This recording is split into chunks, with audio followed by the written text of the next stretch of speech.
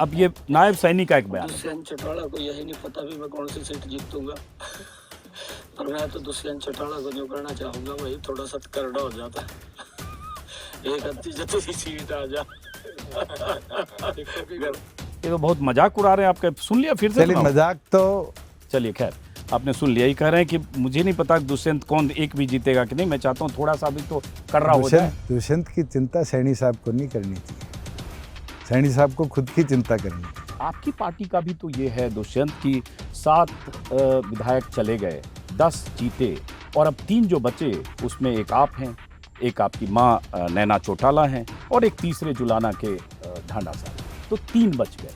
तो ये स्थिति दुष्यंत आपकी पार्टी की क्यों हो गई? चौटाला साहब शेरो शायरी और उर्दू का बड़ा यूज़ करते हैं अपनी भाषा में, तो उनने एक चीज़ कही थी कि एक छोटे से स्वार्थ के लिए वर्षों के याराने गए, अच्छा हुआ मेरे दोस्त कुछ चेहरे पहचाने गए। तो ठीक है, आप जब चौटाला साहब का वो शेर बताते हैं कि चेहरे पहचाने गए, तो ये बात आप पर भी लागू होती है कि आप पर भी लोग कहेंगे कि चेहरे पहचाने गए? आप 2019 में जब चुनाव लड़ते हो, फैक्ट्स करेक्ट करिए। नहीं, मैं वही सवाल पूछ रहा हूँ। मैं आपको वही आपने सवाल तो पहले पूरा होने दे। नहीं, मैं त्रिशंकु से आते हैं। जैसे आपने कहा 2-3 बार त्रिशंकु विधानसभा का जो जिक्र किया, त्रिशंकु विधानसभा आएगी, चाबी आपके पास फिर होगी, चाबी आपका सिंबल, तो उसमें कितना सीट आपको, कितनी सीट का आपको अपना दावा क्या है? पिछली बार से दुगने नंबर लेके आएंगे। अच्छा चलिए, अभी हम आपके दावे को मान लेते हैं पहले कि आपके हिसाब से आपको लगता है कि 20 सीटें आएंगी। उसके बाद अगर 20 सीटें आई, अभी तो हवा में, प्रदेश का नेतृत्व करेंगे। कैसे करेंगे मतलब? तो मतलब फिर चाबी लेकर आप सत्ता का दरवाजा खोलेंगे? ये ताला भी इस बार हमारे हाथ में होगा। तो वो किधर जाएंगे? मतलब फिर बीजेपी की तरफ जाएंगे? वो तो देखेंगे कौन हमारे समर्थन में आएगी। मतलब पिछली बार डिप्टी सीएम बने, इस बार आपका इरादा है कि इस बार हम सीएम बनेंगे, हमारी पार्टी का मुख्यमंत्री बनाएंगे। तो आपको बीजेपी से फिर उसके बाद भी कोई परहेज नहीं होगा अलग, अगर ऐसा हुआ तो? बीजेपी के साथ रह लिया और मैंने देखा है जो नुकसान मुझे हुआ है, उस चीज को देखते समझते ये गलती दोबारा नहीं करूंगा। ऐसा बहुत सारे लोग कह रहे हैं, मैं गया नहीं हूँ, हरियाणा अब जाऊंगा, कि इस बार दुष्यंत चौटाला खुद उचाना में भी फंसे हैं, जहां वो चुनाव लड़ रहे हैं, जहां से पिछली बार जीते, और 1 से 3 सीट भी होना इस बार जेजेपी के लिए बहुत मुश्किल, ये लोग कह रहे हैं। लेकिन कहा यह भी जा रहा है दुष्यंत की जिस ढंग से जो भूमिका आपकी पहलवान आंदोलन के दौरान रही, या जिस ढंग से जो भूमिका आपकी किसान आंदोलन के दौरान रही, जब 13 महीने दिल्ली की सीमाओं पर 378 दिन किसान बैठे रहे और आप सत्ता में रहे, और वो आपके समुदाय के जाट समाज के भी बहुत सारे लोग रहे, मैंने उस किसान आंदोलन को बहुत क्लोजली कवर किया, उनमें जबरदस्त नाराजगी दुष्यंत चौटाला को लेकर है कि सत्ता में बने रहे। नाराजगी बनाई गई। जैसे अगर पहलवान 38 दिन तक दिल्ली में बैठे थे, विनेश फोगाट, साक्षी मलिक, तो संगीता फोगाट, और उनके साथ यहाँ तक कि धक्का मुक्की तक हुई 25 तारीख को, जैसे घसीट के वहाँ से हटाया गया, आप सब जानते होंगे, आप सरकार में थे, तो अपेक्षा तो हरियाणा के पहलवान कर सकते हैं ना कि यहाँ पर आप प्रतिवाद करें, मजबूत दखल डालें। हमने 2 बार उनसे पूछा, हम आए, वो कहते नॉन पॉलिटिकल स्टेज, पहली चीज। दूसरी चीज, ना तो ये हरियाणा सरकार का मैटर था, ना वो फेडरेशन हरियाणा सरकार में है रजिस्टर्ड, ये दिल्ली का मैटर था। दिल्ली पुलिस इन्वेस्टिगेट करी थी। बेटियां हरियाणा की थी, बेटियां हरियाणा की, फोगाट और साक्षी मलिक, संगीता फोगाट हरियाणा की बेटियां थी। और मैंने जैसा कि कहा, मैं थोड़े तीखे और अप्रिय सवाल पूछूंगा। किसान, हरियाणा के किसान दिल्ली की सीमाओं पर थे, देवीलाल जी किसानों के नेता थे, चौटाला साहब का किसानों से एक रिश्ता रहा है, और मैं बार बार कहूंगा उसमें आपके जाट समाज, 36 बिरादरियां भी थी, लेकिन जाट समाज के बहुत सारे लोग थे। उनकी सख्त नाराजगी दुष्यंत चौटाला से थी और है कि दुष्यंत चौटाला उस वक्त जब किसान दिल्ली की तरफ रवाना हो रहे थे, जब उन पर लाठी डंडे चल रहे थे, जब वाटर कैनन चल रहा था, जब जख्मी हो रहे थे, जब गड्ढे खोदे जा रहे थे दिल्ली आने से पहले, ट्रैक्टर से सामना करते हुए आगे, दुष्यंत चौटाला सरकार में साझेदार होकर चुपचाप तमाशा। जब आप कहीं सभा कर रहे हैं उस समय का, जिसमें आपसे लोग नाराजगी व्यक्त कर रहे हैं, ये भी 2024 के चुनाव, लोकसभा नलवा है। हाँ, तो एक मिनट सुन लेते हैं इस वीडियो में क्या है, जरा सुनिए।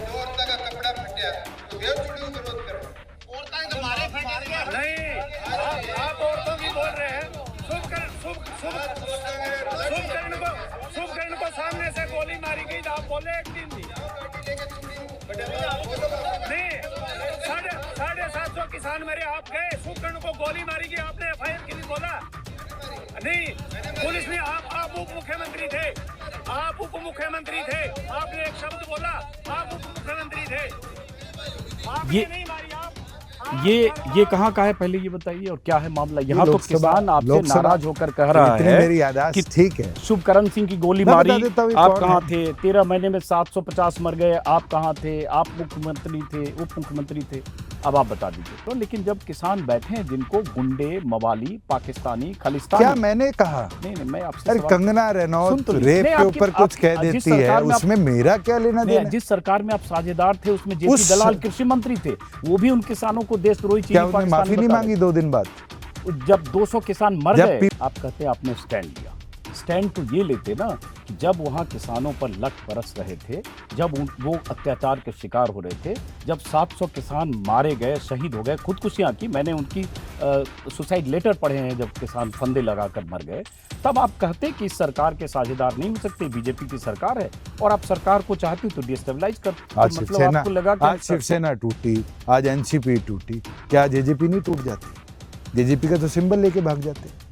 ओ, तो आपको ये चिंता थी कि आपकी पार्टी टूट न जाए, इसलिए आप सरकार में बिल्कुल। बने रहें, चाहे वो पहलवान या चाहे किसान 13 महीने आंदोलन में सड़क पर बैठे। अरे आंदोलन अजीत की जी, बात आप वन साइडेड बात नहीं, जैसे मान मैं लीजिए आप- मान आप लीजिए मेरे आपके को- चाचा आप मेरे को- ने, अभय चौटाला ने इस्तीफा दे दिया, कम से कम प्रोटेस्ट मैं उनको तो आप सीरियस प्रोटेस्ट तो करते मैं मजबूती उनको से। सीरियस पॉलिटिशियन मानता नहीं। अभय चौटाला को अब सीरियस जो आदमी मेरे को पार्टी से निकाल देता है, अब जैसे एक वीडियो है दुष्यंत, ये वीडियो शायद आपने देखा होगा, ये अभी वायरल हो रहा है वीडियो, ये एक सेकंड, ये वीडियो, उसका भी खामियाजा हमें भुगतना पड़ा ये आपके पिताजी का एक और वीडियो है। उसी दौरान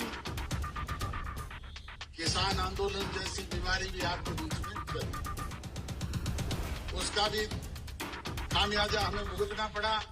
अब ये अजय सिंह चौटाला अगर कह रहे हैं करना चाहिए था। अजीत जी, कि उस दौरान किसान आंदोलन की बीमारी, आप अगर मैं आपको भूपेंद्र हुड्डा की बता दूं, बताओ। राजबाला गेस्ट टीचर थी, उनके घर के आगे गोली मारी, आप तो कभी ये सवाल नहीं उठाकर चलते। भूपेंद्र हुड्डा की गवर्नमेंट में 3 किसान मरे, गोली मारी। हमारे तो यहाँ एक के गोली नहीं मारी गई। नहीं, किसानों को उस लगभग समय से घायल हुए लोग 700 मर गए। 700 जो किसान मरे वो मरे ना, किसान खुदकुशी की ना बॉर्डर्स पे। मैं आपकी बात से वाकिफ। तो मतलब यही आप कह रहे हो ना, आप युवा हो और जब आप विदेश से पढ़कर आते हैं, आपकी अलग ढंग से स्कूलिंग होती है, तो लगता है आप कुछ अलग राजनीति करें, मैं अलग ही कर रहा हूँ। और आप अलग राजनीति के नाम पर आप पार्टी बनाते हैं और उसके बाद 1 साल में ही जिसके खिलाफ लड़ते हैं, जिस बीजेपी के खिलाफ, अजीत उस जी, बीजेपी के साथ अजीत सरकार जी, बना लेते हैं। एक fact- और 4.5 एक साल second, 4.5 आप- साल सरकार में रहने के बाद उसी बीजेपी के खिलाफ अब जब अलग हैं, तब आप बयान दे रहे हैं पानी के बुलबुलों की तरह फूट जाएगी बीजेपी, अगले 100 दिनों में जजपा खोलेगी बीजेपी के राज, मैं बीजेपी के साथ कभी नहीं जाऊंगा, ये सारे बयान देते हैं। अजीत जी, आप मुझे एक वाकया बताइए, मैंने कांग्रेस के पक्ष में वोट मांगे। मैं तो आज भी कहता हूँ, हुड्डा से बड़ा हरियाणा का लुटेरा कोई नहीं। क्या मैंने उस कांग्रेस के पक्ष में वोट मांगे? जिस पार्टी ने मुझे निष्कासित किया, क्या मैंने उस एनएलडी के पक्ष में वोट मांगे? तो मैंने मेरे संगठन के पक्ष में वोट मांगे।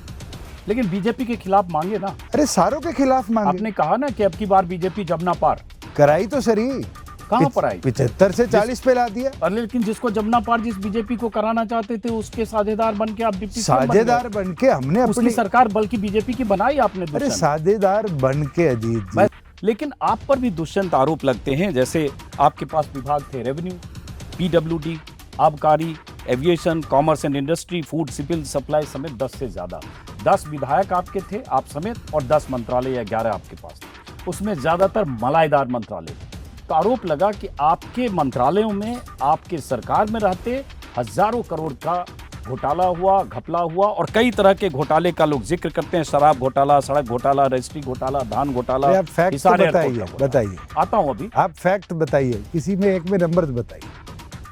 अब आप जैसे- घोटाला बोलते हैं। अरे आप अभय सिंह चौटाला की वीडियो मत इसलिए चलाइए। मैं मैं सुना सीरियस, तो। एक मिनट जरा, ये चूंकि ये विधानसभा में होती है बात, तो विधायक सबसे बड़ा चोर तो तू है।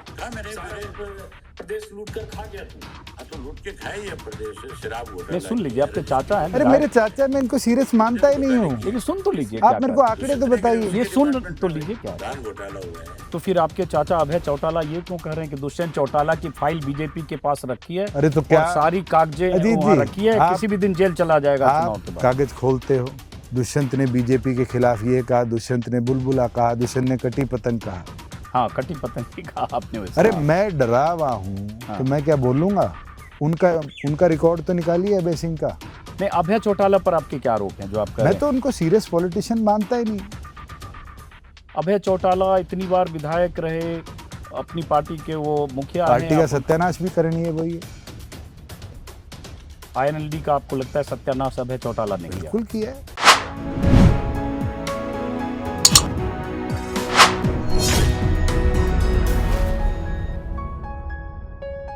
नमस्कार दोस्तों, जब उनकी उम्र महज 26 साल थी तो लोकसभा के सदस्य बन गए।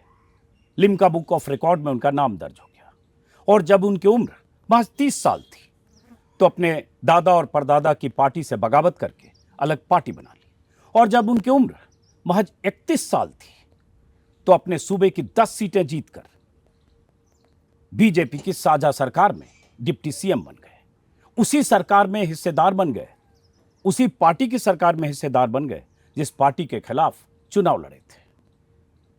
जब सरकार में रहे 4.5 साल डिप्टी सीएम की हैसियत से, 10 विधायकों वाली पार्टी के मुखिया होकर भी 10 से ज्यादा अहम मंत्रालय उनके पास रहे, तब कई तरह के उन पर आरोप लगे। आरोप उनके चाचा ने भी लगाया, जो चाचा सियासी तौर पर उनसे 36 का रिश्ता रखते हैं। विधानसभा में आरोप लगे, बहुत सारे विपक्षी दलों ने आरोप लगाए, कई तरह के घपले घोटाले के आरोप लगे। जब देश में हरियाणा, पंजाब और उत्तर प्रदेश के किसान आंदोलन कर रहे थे, दिल्ली की सीमाओं पर घेर कर बैठे थे, तब उनकी घेराबंदी हुई। जब पहलवानों का आंदोलन हुआ जंतर मंतर पर, तब उनकी घेराबंदी हुई। वो सरकार में डिप्टी सीएम रहे। लेकिन लोकसभा चुनाव से ठीक पहले सीटों को लेकर या जो भी वजह, सरकार या बीजेपी से उनकी अनबन हुई, खटपट हुई, बीजेपी से रिश्ता टूटा और अपने दम पर लोकसभा चुनाव में उतरे। उनका नाम है दुष्यंत सिंह चौटाला। दुष्यंत जी, आपका स्वागत है। क्योंकि बहुत सारी चीजें आपसे जुड़ी है, वो मुझे बताना होगा। और दुष्यंत सिंह चौटाला का परिचय यह है कि हरियाणा की राजनीति के दिग्गज नेता देवीलाल, जो 2 बार हरियाणा के मुख्यमंत्री रहे, देश के उप प्रधानमंत्री रहे, उनके पड़पोते हैं, परदादा हैं इनके। और इनके दादा ओम प्रकाश चौटाला, जो हरियाणा के 4 बार मुख्यमंत्री रहे, सही कह रहा हूं? 5 बार मुख्यमंत्री रहे ओम प्रकाश चौटाला। हालांकि कुछ अल्पकाल भी है 3 बार का। वो इनके दादा और इनके पिता अजय सिंह चौटाला सांसद रहे, विधायक रहे और कद्दावर नेताओं में से एक, भारतीय लोक दल के।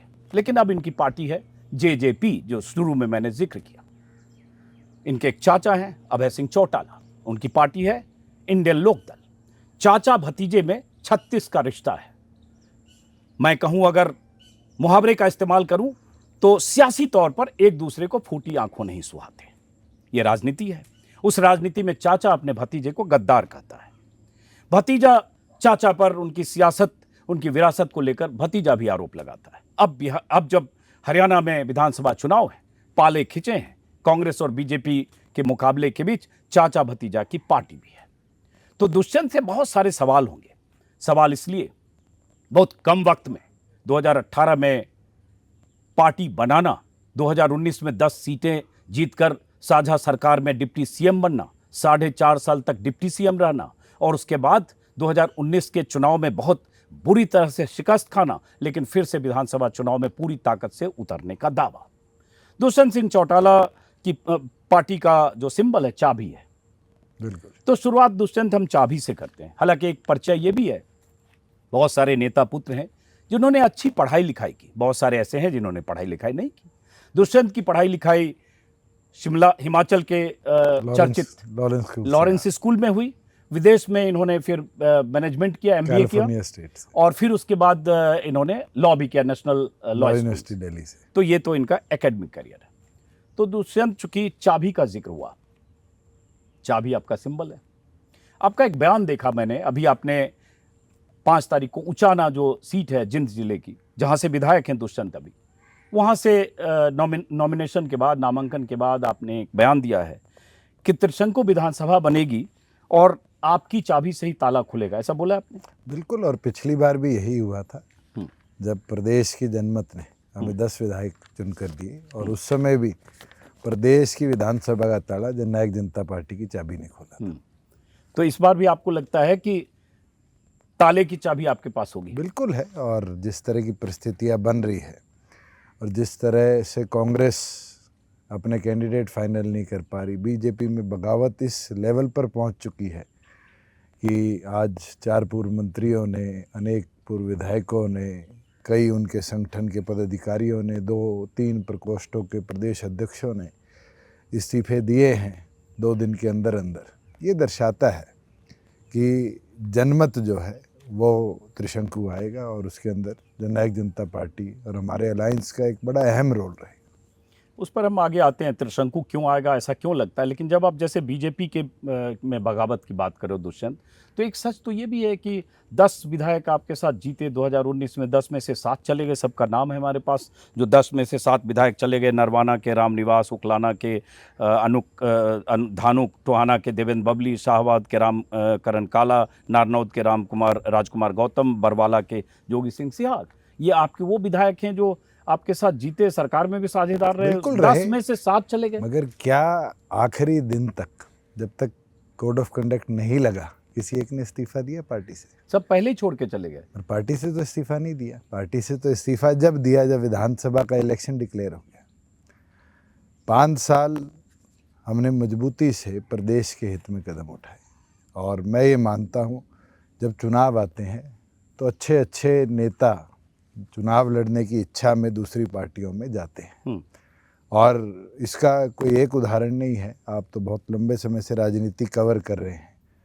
आज जो कांग्रेस है, आज जो बीजेपी है, उसके अंदर कहाँ से नेता आए? रीजनल पार्टी से आए। और रीजनल पार्टीज़ वो नर्सरी है जो हमेशा नए नेताओं को अवसर देती है, और जब वो नेता ये देखते हैं कि ग्राउंड बन गया तो दूसरी पार्टियों में जाते हैं। रीजनल पार्टीज दोबारा नए चेहरे लेकर आती है। जनता ये जानती है कि प्रदेश हित में अगर कोई कदम उठा सकता है तो वो क्षेत्रीय दल है, और क्षेत्रीय दल की मजबूती के लिए फिर जनता कदम उठाती है। हम बात करते हैं आगे, लेकिन चूंकि एक अहम बात आपने कही, और ये सही है कि बीजेपी का टिकट बढ़ते ही 67 सीटों की लिस्ट आई और 2 दर्जन से ज़्यादा नेता बीजेपी में बागी हो गए, जिसमें मंत्री भी हैं। आपके दादा के भाई, दादा ही लगे, रणजीत सिंह चौटाला जो मंत्री थे, उन्होंने भी बगावत किया और ऐलान किया। हालांकि कहा यह भी जा रहा है कि ऐसी सीट पर लड़ेंगे जहां फिर एक परिवार का झगड़ा होगा। लेकिन आपकी पार्टी का भी तो ये है दुष्यंत की 7 विधायक चले गए, 10 जीते, और अब 3 जो बचे उसमें एक आप हैं, एक आपकी माँ नैना चौटाला हैं, और एक तीसरे जुलाना के ढांडा साहब हैं। तो 3 बच गए। तो ये स्थिति दुष्यंत आपकी पार्टी की क्यों हो गई? देखिए, जब हमने पार्टी की शुरुआत करी थी उस समय भी 3 लोग हमारे साथ आए थे, और उस शुरुआत को लेकर हम जनता के बीच में गए थे। ये मेहनत है कैडर की जो स्ट्रक्चर खड़ा करती है, और कैडर अगर पूरी निष्ठा से काम करता है तो दोबारा वही माहौल बनता है। और मैंने तो कोई आज नहीं, आपने चौधरी देवीलाल जी का जिक्र किया। चौधरी देवीलाल जी तो पूर्ण बहुमत ले आए थे 82 में। भजनलाल जी के सारी सरकार लेके नहीं भाग गए थे। दिल्ली में शपथ हो गया था उस समय के जो गवर्नर थे, तपासी, अगर मुझे नाम याद आ रहा है। जी, तो इस तरह के कदम मुझे नहीं लगता राजनीतिक तौर पे हमने पहली बार देखे। ये तो किस्से कई हैं, और उन किस्सों के बावजूद भी हमेशा जनता और संगठन, इन दोनों के साथ पार्टी उभरी है। और ये कोई एवं मात्र जेजेपी की बात नहीं है। आप मुझे आज बीजेडी का हाल उठा के देखो, टीडीपी का हाल उठा के देखो, आप सपा को उठा के देखो, बहुत से ऐसे आरजेडी को उठा के देखो, बहुत से ऐसी रीजनल पार्टीज़ हैं जो ओवर टाइम जिनने ये दौर देखा है। मगर जो संगठन है वो प्राथमिक है, और मैं मानता हूँ संगठन की मजबूती किसी भी पार्टी का बेस है। अगर संगठन अटल रहेगा, संगठन काम करेगा, तो जनमत तो दोबारा आएगा। तो विधायक 7 भाग गए या छोड़ गए, उससे संगठन पे कोई फर्क? विधायक जो छोड़ के गए हैं, ये तो 6 तो चुनाव में आए थे पिछली बार, और संगठनों से ही आए थे। हमारे कैडर का तो एक छोड़ कर गया, और वो क्यों छोड़ कर गया वो तो मेरे से बेहतर वो बता सकता है। वो तो प्रदेश सरकार में 4.5 साल मंत्री भी रहा। क्या इच्छाएं आई है। मेरे को चौटाला साहब का एक शेर याद रहता है, जब चौधरी ओम प्रकाश चौटाला जी से एक प्रेस रिपोर्टर ने पूछा कि आपके second in command professor Sampat Singh, जो फाइनेंस मिनिस्टर तक रहे, उनको अनेकों चुनाव लड़ाए गए, कहते वो छोड़ गए। चौटाला साहब शेरो शायरी और उर्दू का बड़ा यूज़ करते हैं अपनी भाषा में। तो उनने एक चीज़ कही थी कि एक छोटे से स्वार्थ के लिए वर्षों के याराने गए, अच्छा हुआ मेरे दोस्त कुछ चेहरे पहचाने गए। तो राजनीतिक तौर पर आज कांग्रेस पार्टी में दिग्गज नेता रहे ज्योतिरादित्य सिंधिया, वो बीजेपी में हैं। रवनीत बिट्टू चुनाव से टिकट डिक्लेयर होने से एक दिन पहले पार्टी शिफ्ट कर जाते हैं, वो बीजेपी के आज मंत्री हैं। तो कई लोग राजनीतिक फैसले भी लेते हैं और कई लोग इसके अंदर अपना स्वार्थ भी देखते हैं। तो ठीक है, आप जब चौटाला साहब का वो शेर बताते हैं कि चेहरे पहचाने गए, तो ये बात आप पर भी लागू होती है कि आप पर भी लोग कहेंगे कि चेहरे पहचाने गए? किस चीज़ आप के लिए? 2019 अजीत में जी, जब फिर चुनाव आप लड़ते हो। फैक्ट्स करेक्ट करिए। नहीं, मैं अपने। वही सवाल पूछ मैं रहा हूँ। आपको वही आपने सवाल तो पहले पूरा होने दीजिए। नहीं, मैं आपकी शुरुआत से एक बात कहता हूँ। आपने एक बात कही कि बगावत करी। हमने बगावत नहीं करी, हमें INLD से निष्कासित किया गया। पहले मेरे को और दिग्विजय सिंह को किया गया, फिर हमारे राष्ट्रीय अध्यक्ष डॉक्टर अजय सिंह चौटाला जी को शुरुआत में निष्कासित किया गया, फिर अनेक पार्टी के नेताओं को निष्कासित किया गया। उस समय डॉक्टर अजय सिंह चौटाला जी ने सपा की तरह नहीं कि झंडे डंडे की लड़ाई लड़ी जाए। उन्होंने एक बात कही थी, एक नई शुरुआत करेंगे, और उस नई शुरुआत का नतीजा 9 दिसंबर 2018 को जननायक जनता पार्टी थी। जब एक नए झंडे डंडे के साथ हमने शुरुआत करी, हमने तो लोग जोड़े। नहीं, बगावत इसलिए मैंने बोला, ठीक है आपका पक्ष है, इसलिए बोला कि जो अक्टूबर 2018 में गोहाना की रैली हुई थी, उसमें रैली में जिस ढंग से अभय चौटाला की हुटिंग हुई, आपके दादा ओम प्रकाश चौटाला नाराज हुए, वहाँ से पूरी पटकथा की शुरुआत हुई। तो इसलिए मैंने कहा पूरी रैली का बैकग्राउंड चेक करिए। हाँ, वहाँ तो मेरा भाषण भी आधे में रोक दिया गया था। ताली एक हाथ से तो नहीं बचती। किसने षड्यंत्र वहाँ किया, क्यों इस तरह की परिस्थिति बनी, इसको तो जितना गहराई से देखोगे दोष कहीं और ही जाएगा। तो चाचा ने अभय चौटाला ने मैं किसी पे आरोप नहीं लगाता। मैं मानता हूँ कि वो एक दिन था, और कई बार हम सोचते हैं, पुरानी एक कहावत है कि पिंजरा खोल के चिड़िया को भी अवसर दिया जाता है उड़ने का। हम तो मानते हैं चौटाला साहब ने हमें निष्कासित कर कर वो अवसर दिया कि हम अपने पंख फैलाएं, उड़ान भरें, और हम कामयाब रहे। मैं क्यों ये कहूँ निष्कासित कर दिया, क्यों पीड़ित बनूं, क्यों रोऊं पीटूं। हमने एक शुरुआत करी, जनता का साथ मिला, जनता के साथ आगे बढ़े, और जनता के साथ हमने 3 चुनाव एक साल में लड़े। जींद उपचुनाव लड़ा, हम सेकंड आए, 38,000 वोट आए। हमने उसके जस्ट बाद लोकसभा का चुनाव लड़ा, 7 सीटों में हम लड़े, 3 में आम आदमी पार्टी लड़ी, एक भी नहीं जीते।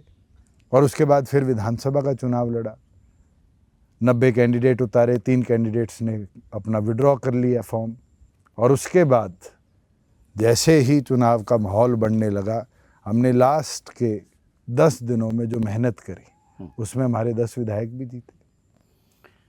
दुष्यंत जी, चूंकि आपने चुनाव का दुष्यंत जी जिक्र किया, तो चुनाव का जिक्र होगा तो मुकम्मल होगा। मैं त्रिशंकु वाले पे कुछ और सवाल पे आऊँगा कि किस आधार पर आप खाते हैं। चूंकि चुनाव का जिक्र किया, तो जो दुष्यंत चौटाला की पार्टी 2019 के चुनाव में 10 सीटें लेकर आती है, जो दुष्यंत चौटाला डिप्टी सीएम बनते हैं, पहले क्यों बनते हैं, क्या बनते हैं, उस पर भी सवाल है। तब आपको ठीक ठाक वोट मिलता है, लगभग 15%, 14.8। लेकिन उसी दुष्यंत चौटाला की पार्टी को 2024 के लोकसभा चुनाव में 1% से कम वोट मिलता है, 0.8, 0.9 के बीच। सभी सीटों पर जमानत जब्त होती है। यहाँ तक कि आपकी माता नैना चौटाला जो विधायक हैं अभी, वो नंबर 3 पर रहती हैं, तीसरे नंबर पर, बहुत कम वोट आते हैं। तो ये स्थिति क्यों हुई? अजीत जी, लोकसभा का इस बार का चुनाव बड़ा इंटरेस्टिंग था, और आप एक पत्रकार हैं, शायद आपने ये आंकड़े तो उठा लिए कि हम 15 से 1% से कम पे आ गए। मगर आप मुझे 5 सीटें नॉर्थ इंडिया में बताइए जहाँ तीसरे कैंडिडेट को वोट मिले। सिर्फ एक सीट है फिरोजपुर की, जिसके अंदर पहले से चौथा कैंडिडेट जो है वो 12,000 के अंतर में हार जीत कर गया। Other than that India alliance, NDA, दो के बीच चुनाव नहीं रहा नहीं, वो है। तो देखेंगे उस पे भी और 15,000 से ज्यादा अभय चौटाला की सीट पे आया, शायद 70-80 हजार उनको आया। नंबर 2 पे सुशील जमानत तो गुप्ता। नहीं बची। हाँ, जमानत नहीं मैं बची, आपको हाँ। वही बताना चाह रहा हूँ कि पूरा चुनाव इस बार का लोकसभा का पोलराइज हुआ दो अलायंसेस के बीच में, और उसके रीज़न रहे। नॉर्थ इंडिया में खास तौर पर फार्मर एजिटेशन का एक रीज़न रहा कि बीजेपी हटाओ, संविधान बचाओ। कई फैक्टर्स रहे, माइनॉरिटीज़ कंसोलिडेट हुई क्योंकि आरक्षण की बातें कर दी गई, उनका आरक्षण बंद कर दिया जाएगा। और इन अलग अलग कारणों के कारण आप उठाकर यूपी देखिए, चंद्रशेखर को छोड़कर कोई और सांसद जीत पाया किसी पार्टी के सिंबल पर। तो ये चीज़ें हैं जो हमें समझनी पड़ेंगी कि इस लोकसभा से विधानसभा को कभी कंपेयर नहीं कर सकते आप। तो आप अगर कहेंगे तो हम 5% पे थे पिछले लोकसभा में, हम 15% पे कैसे पहुँचे? टाइम तो यही 3 महीने का था। कैडर की मेहनत थी, नए लोग जुड़े, हमें अच्छे कैंडिडेट्स भी कई पॉलिटिकल पार्टी से मिले, और हमारे कैडर ने उनके साथ मेहनत करी तो वो जीते भी। चंद्रशेखर का जिक्र चूंकि दुष्यंत चौटाला ने किया, तो इस चुनाव में दुष्यंत चौटाला का गठबंधन चंद्रशेखर की आजाद समाज पार्टी से है। 70 और 20 बंटवारा है। 70 सीटों पर दुष्यंत चौटाला की जेजेपी, 20 सीटों पर चंद्रशेखर की पार्टी। दिलचस्प है कि दुष्यंत के जो चाचा हैं अभय चौटाला, उन्होंने भी बीएसपी से गठबंधन किया, वहां 53 और 37 का आंकड़ा है। चूंकि हरियाणा में 20-22% लगभग दलित वोट हैं, तो एक वो फैक्टर भी होगा। लेकिन अब फिर हम त्रिशंकु से आते हैं। जैसे आपने कहा 2-3 बार त्रिशंकु विधानसभा का जो जिक्र किया, त्रिशंकु विधानसभा आएगी, चाबी आपके पास फिर होगी, चाबी आपका सिंबल है। तो उसमें कितना सीट आपको, कितनी सीट का आपको अपना देखिए, मैं ये आकलन, मानता अपना हूं दावा क्या है? पिछली बार से दुगने नंबर्स लेके आएंगे। मतलब आप कह रहे हैं 10 से 20 हो जाएंगे? बिल्कुल हो जाएंगे। ये कहने का आधार क्या है?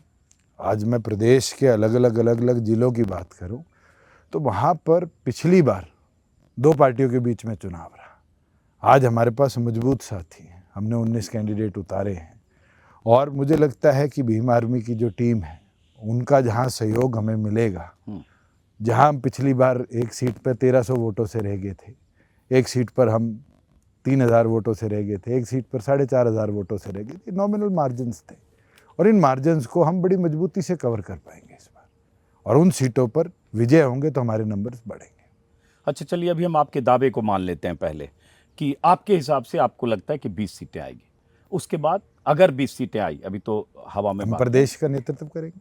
कैसे करेंगे? मतलब अगर प्रदेश में सरकार बनेगी तो मैं मानता हूं जननायक जनता पार्टी और आजाद समाज पार्टी के नेतृत्व की बनेगी। तो मतलब फिर चाबी लेकर आप सत्ता का दरवाजा खोलेंगे? ये ताला भी इस बार हमारे हाथ में होगा।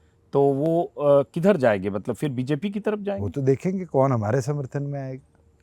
तो मतलब आपने दरवाजे खोल रखे हैं कि अगर आपको इतनी सीटें आ हम गई पहले कि तो- त्रिशंकु असेंबली हुई, मैं ये मानता हूँ त्रिशंकु होगी, और हम ये मानते हैं संगठन के तौर पर कि इस बार हम किसी के साथ नहीं जाएंगे। कोई हमारे साथ देकर हमें नेतृत्व देगा तो जरूर उस पर विचार करें। मतलब पिछली बार डिप्टी सीएम बने, इस बार आपका इरादा है कि इस बार हम सीएम बनेंगे? हमारी पार्टी का मुख्यमंत्री बनाएंगे।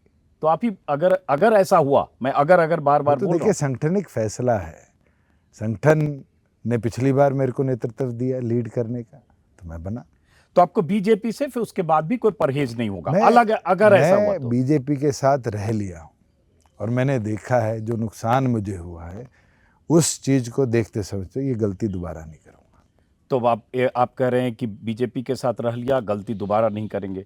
फिर उसके बाद कांग्रेस होगी, इफ एंड बट पर ये सवाल है। फिर इफ एंड बट पर तो दुनिया चल रही है, और मैं तो ये मानता हूँ आज इन चीज़ों के बारे में सोचने से पहले हमें जो चीज़ करनी है, जो चीज़ सोचनी है और जो कदम उठाने हैं, वो ये है कि हम अपने कैडर के एमएलएज ज़्यादा से ज़्यादा कैसे जिता पाए।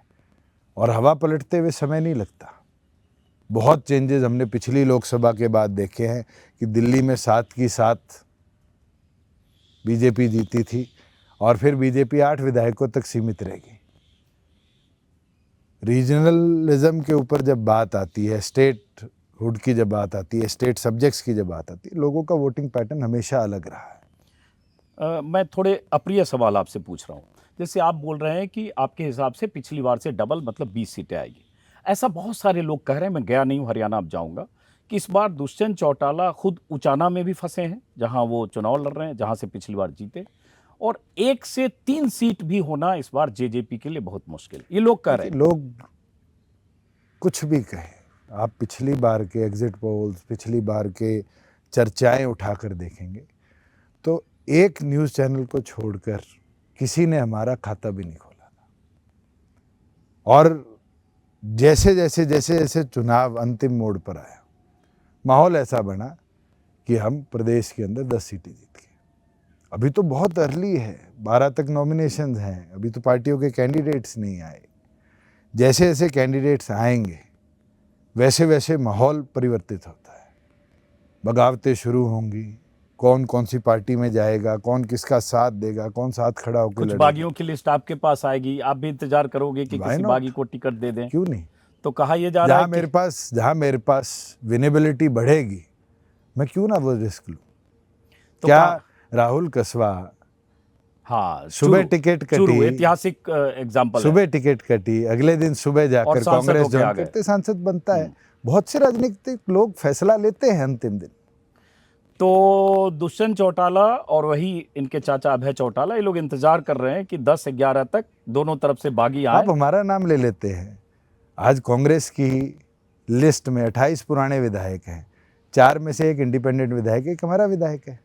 क्या कांग्रेस इंतजार नहीं कर रही?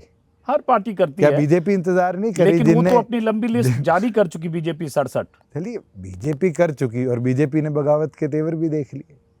और अभी तो ये वीकेंड है, इस वीकेंड में पता नहीं कितनी पंचायतें बुलाई गई है, महम में, कोसली में, रेवाड़ी में। मैं तो बहुत लंबी लिस्ट लिए बैठा हूँ, और उन पंचायतों के बाद उनके संगठनों का क्या होगा, ये देखने वाली चीज़ है। लेकिन कहा यह भी जा रहा है दुष्यंत कि जिस ढंग से जो भूमिका आपकी पहलवान आंदोलन के दौरान रही, या जिस ढंग से जो भूमिका आपकी किसान आंदोलन के दौरान रही, जब 13 महीने दिल्ली की सीमाओं पर 378 दिन किसान बैठे रहे और आप सत्ता में रहे, और वो आपके समुदाय के, जाट समाज के भी बहुत सारे लोग रहे, मैंने उस किसान आंदोलन को बहुत क्लोजली कवर किया, उनमें जबरदस्त नाराजगी दुष्यंत चौटाला को लेकर है कि सत्ता में बने रहे। नाराजगी बनाई गई, और खास तौर पर आप लोग जिस तरीके से कोट करते भूमिका, आप मुझे ये बता दीजिए कि किस दिन दुष्यंत ने ये कहा कि पहलवान जो बैठे हैं वो गलत है। मैंने तो पहले दिन स्टेटमेंट दी थी कि इन आरोपों की इन्वेस्टिगेशन हो, सीरियस इन्वेस्टिगेशन, और हुई। दिल्ली पुलिस ने एफआईआर भी करी है, कोर्ट में भी चालान पेश है, गवाहियाँ भी चल रही है। दुष्यंत ने तो कभी विरोध नहीं किया। जहाँ किसान आंदोलन की बात करते हैं, एक मिनट पहले पहलवान पे बात करते हैं। विरोध करना एक बात होती है और समर्थन करना दूसरी बात होती है।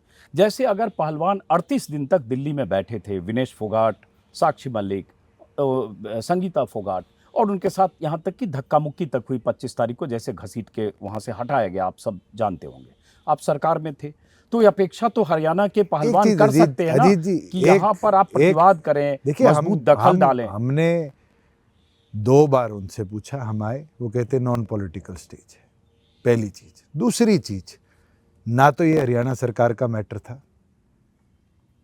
ना वो फेडरेशन हरियाणा सरकार में है रजिस्टर्ड, ये दिल्ली का मैटर था।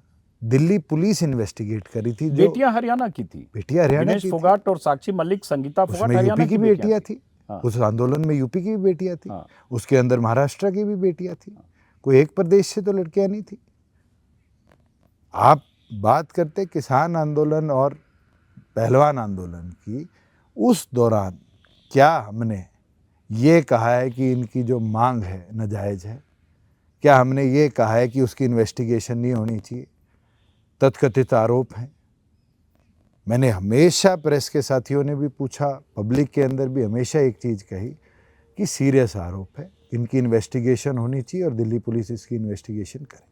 देखिए, एक बात होता है कि आपने ये नहीं कहा मांग नाजायज है, मैं अभी पहलवानों की बात कर रहा हूँ, जब दिल्ली में विनेश फोगाट, संगीता फोगाट और साक्षी मलिक दिल्ली में धरना प्रदर्शन दे रहे थे, लेकिन उस समय उन बेटियों की अपेक्षा दुष्यंत चौटाला से रही होगी। अब बात आती है कि जब विनेश फोगाट पेरिस में ओलंपिक में क्वालिफाई कर रही हैं या डिस्क्वालीफाई कर रही हैं भारत। अरे आपके ट्वीट है मेरे पास, अच्छा आपने तारीफ की विनेश फोगाट के आंसुओं की, आपने तारीफ, आंसुओं पर आपने भावुकता के साथ कुछ लिखा। एक आंसू भी हुकूमत के लिए खतरा है, तुमने देखा नहीं आंखों का समंदर होना। आपका ट्वीट मैं पढ़कर बता रहा हूँ 17 अगस्त का। देश की बहादुर बेटी विनेश फोगाट के जज्बे, हिम्मत, मेहनत, संघर्ष को सलाम। उसी तरह से आपने, आपका एक और ट्वीट है 14 अगस्त का, जिसमें आपने लिखा माना पदक छिन गया तुम्हारा, इस अंधकार में हीरे की तरह चमक रही हो आज पूरे संसार में। ये भी विनेश की तस्वीर के साथ। ये जो आपने तब लिखा जब दुष्यंत चौटाला डिप्टी सीएम नहीं है, बीजेपी से अलग है, बीजेपी के सामने चुनाव लड़ रहे हैं।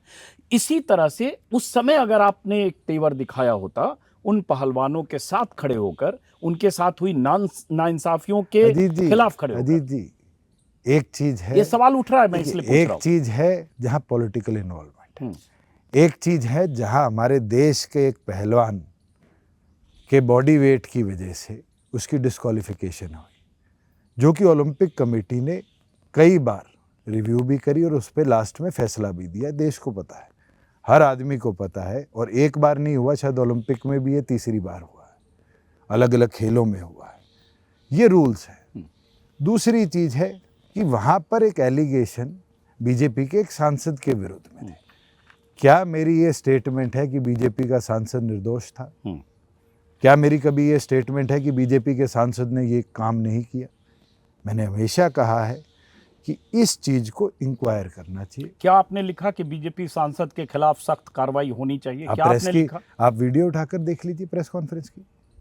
मैंने उस समय के रेसलिंग फेडरेशन के प्रेसिडेंट, चिट्ठी लिखी है शायद अपने प्रधानमंत्री, उनके विरुद्ध में ये कहा कि ये चीज बड़ी सीरियस इन नेचर है और Delhi police should inquire into it. और 3 दिन बाद दिल्ली पुलिस ने एफआईआर भी करी।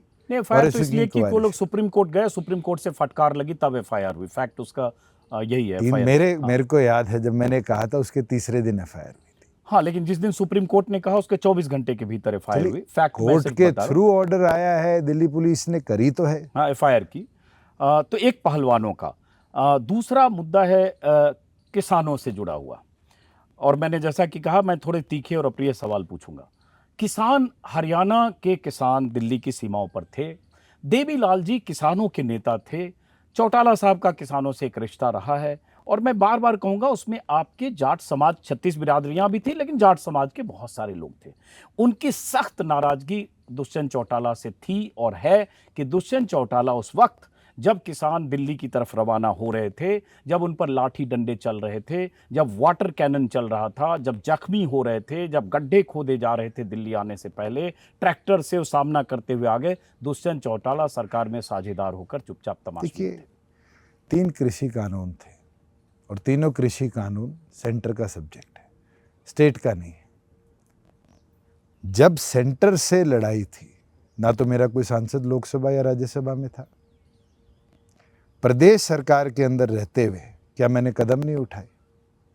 मैं आपको 50 चीजें गिनवा देता हूं जो फार्मर्स के लिए हमने 4.5 साल में व्यवस्था करी। नहीं, हम तो उस आंदोलन की बात कर रहे हैं जो लड़ाई थी उनकी। अजीत जी, आंदोलन में आप 2 वाक्य गिनवा दीजिए जहां दुष्यंत ने यह कहा मेरी पार्टी का कोई सदस्य भाग नहीं लेगा।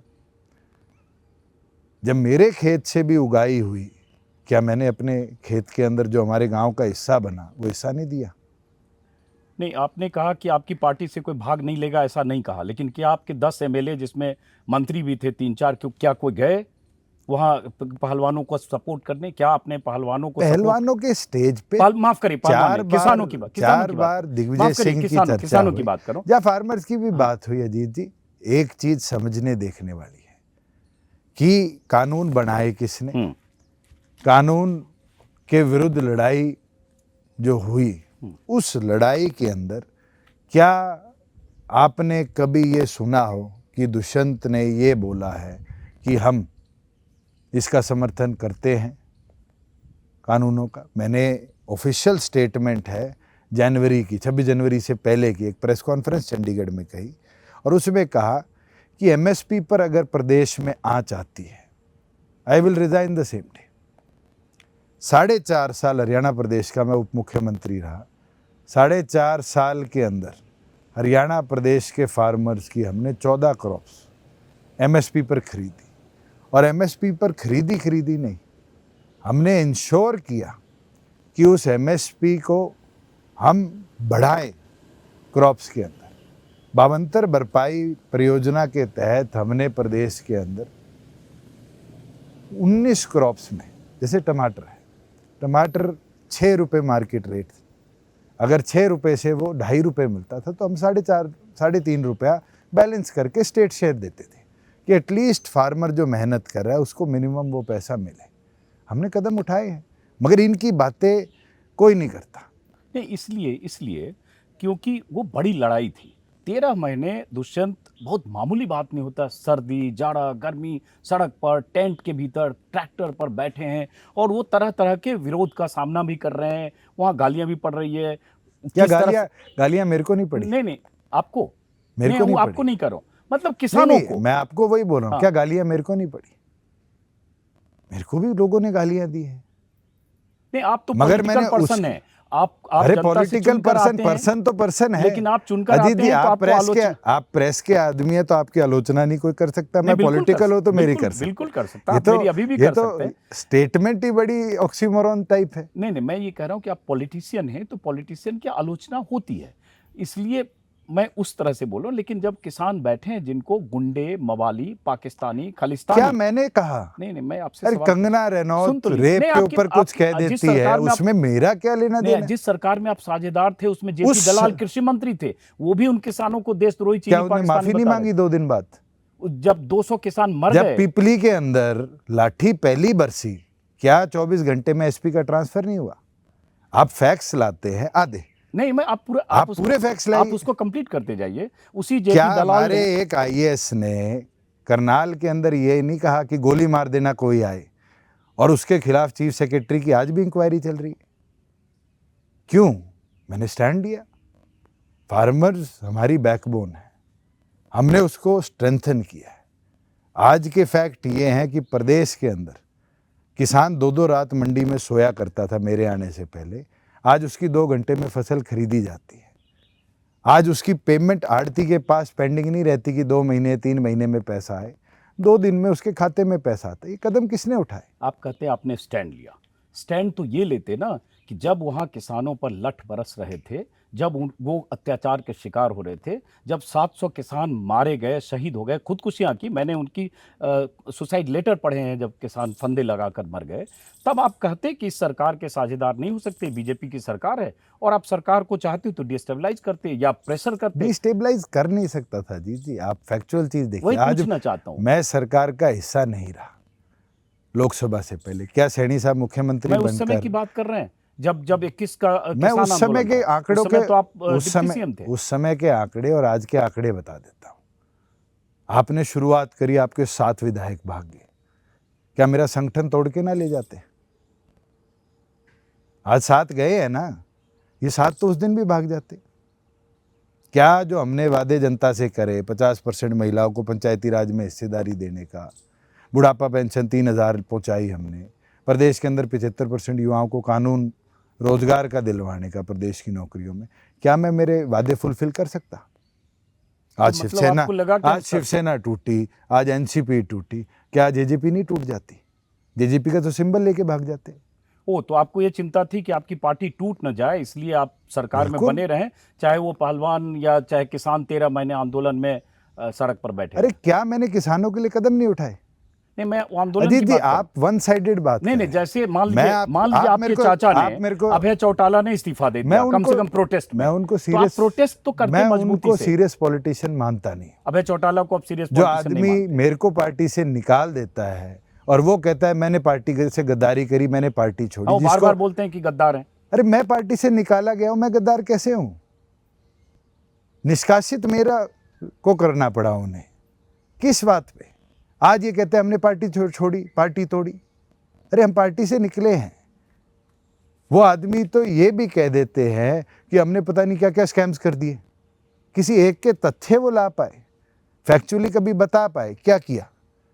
कल मैं आप पे आरोप लगा दूं कि आपने किसी की जेब काटी, आपके यही सवाल का जवाब देते रहेंगे नहीं मैंने नहीं काटी, नहीं मैंने नहीं काटी। जिस आदमी ने 4.5 साल एक ही टारगेट रखा, दुष्यंत को कमजोर करो, उस आदमी की बात को मैं सीरियसली नहीं लेता। कि अभय चौटाला की बात कर रहे हैं, चाचा की, तो चाचा भतीजे पर आगे आएंगे। अब जैसे आपने कहा कि दुष्यंत चौटाला ने कभी किसानों के खिलाफ कुछ बोला नहीं या उनके मुखालफत नहीं की, लेकिन इसलिए मैंने जिक्र किया। अब जैसे एक वीडियो है दुष्यंत, ये वीडियो शायद आपने देखा होगा, ये अभी वायरल हो रहा है वीडियो। ये एक सेकंड, ये वीडियो, उसका भी खामियाजा हमें भुगतना पड़ा। ये आपके पिताजी का एक और वीडियो है। उसी दौरान किसान आंदोलन जैसी बीमारी भी आपके बीच में चली, उसका भी खामियाजा हमें भुगतना पड़ा। अब ये अजय सिंह चौटाला अगर कह रहे हैं संपर्क करना चाहिए था। अजीत जी, कि उस दौरान किसान आंदोलन की बीमारी, आप जिस वाक्य में, ये 13 मार्च की वीडियो है, 13 मार्च 2024 की, हिसार की वीडियो है। मैं आपको फैक्चुअली चीज बताऊं, बिल्कुल बिल्कुल, आप क्योंकि हम तो इतना ही देख रहे हैं। आपको तो उतना काट के दिखाया गया है। नहीं, वायरल है, मैंने आपको मैं पहले वही, कहा। जिसने भी वायरल किया है, बिल्कुल, agreed, उतना ही किया है Agreed. जिसके अंदर आगे और पीछे की बात कट गई। आज कोरोना बीमारी, किसान आंदोलन हरियाणा प्रदेश में साथ साथ चले। नहीं, उन्होंने कहा किसान आंदोलन नाम की बीमारी आ गई। उनकी पूरी जो स्टेटमेंट है, वो स्टेटमेंट ये थी कि कोरोना जैसी बीमारी और किसान आंदोलन साथ साथ आ गए। फिर से मैंने सुना आपकी बात सुन, आप मेरी तो बात सुनिए, मुझे क्लैरिफिकेशन कई बार दे चुका हूं इस वाक्य पे, आपको नहीं पहली बार दे रहा। किसान आंदोलन जैसी मैं बीमारी आ आपको गई। वाक्य जो बता रहा हूं, उसका भी ये बात उनने स्टेज से बोली, और ये जब बोली गई तो साथ साथ, कई बार आप भी हर चीज परफेक्ट नहीं बोलते, आप अगर ये पूरी वीडियो देखेंगे तो उनने 9 बार इस भाषण में ये कहा कि हमारे साथ 2 ऐसे वाक्य हुए कि कोरोना जैसी बीमारी और किसान आंदोलन आ गया, और उसमें कई बार स्लिप ऑफ टंग भी होती। क्या इस वीडियो के सिवाय डॉक्टर अजय सिंह चौटाला की, और अगर मैं कह दूं ये टेम्पर्ड है, फिर ओनस तो आप पे है, आप प्रूव करिए। नहीं, उतना वीडियो में जितना ऑडियो सुन रहा हूं उसमें मुझे कोई कंफ्यूजन अगर नहीं है। मैं वो साफ शब्द उसमें आ रहे हैं कि उसी दौरान किसान आंदोलन नाम की बीमारी अरे आ आप गई। पूरा वाक्य तो सुनिए ना। उनकी पूरी बात इस चीज पे थी कि कोरोना जैसी बीमारी और किसान आंदोलन 2 चीजें हमारे साथ साथ आए। 9 बार भाषण में ये बात बोली गई, और एक बार जब आप बारी बारी चीज बोलते हैं, कई बार वर्ड्स एक के ऊपर एक स्लिप ऑफ टंग भी हो जाता है, मान लीजिए। अगर डॉक्टर अजय सिंह चौटाला जी ने ये कहा वो देश के गद्दार है, पाकिस्तानी, खालिस्तानी ये है, अगर मैं आपको भूपेंद्र हुड्डा की बता दूं, बताओ। राजबाला गेस्ट टीचर थी, उनके घर के आगे गोली मारी, आप तो कभी ये सवाल नहीं उठाकर चलते। भूपेंद्र हुड्डा की गवर्नमेंट में 3 किसान मरे गोली मारकर, हमारे तो यहाँ एक के गोली नहीं मारी गई। नहीं, किसानों को उस समय 700 जो किसान मरे, वो मरे ना, किसान खुदकुशी की ना बॉर्डर्स पे। मैं आपकी बात से वाकिफ मानता हूं, मगर क्या स्टेट गवर्नमेंट ने किसी को माना? स्टेट गवर्नमेंट ने लाठियां तब बरसाई, वाटर कैनन चलाए, गड्ढे तो क्या वो खोदे। एसपी का ट्रांसफर नहीं हुआ कि बिना ऑर्डर्स डीसी के, जो वहां पर ड्यूटी मजिस्ट्रेट था, उसने कार्रवाई क्यों करी?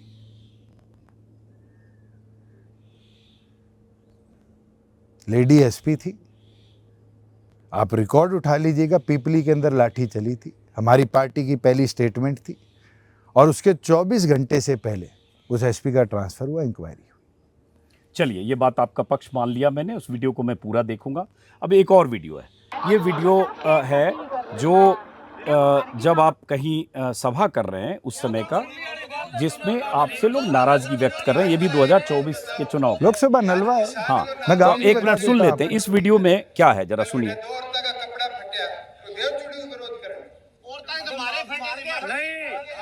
आप औरतों की बोल रहे हैं। शुभकर्ण को सामने से गोली मारी गई, तो आप बोले एक दिन भी नहीं। 750 किसान मरे, आप गए, शुभकर्ण को गोली मारी गई, आपने एफआईआर के लिए बोला नहीं।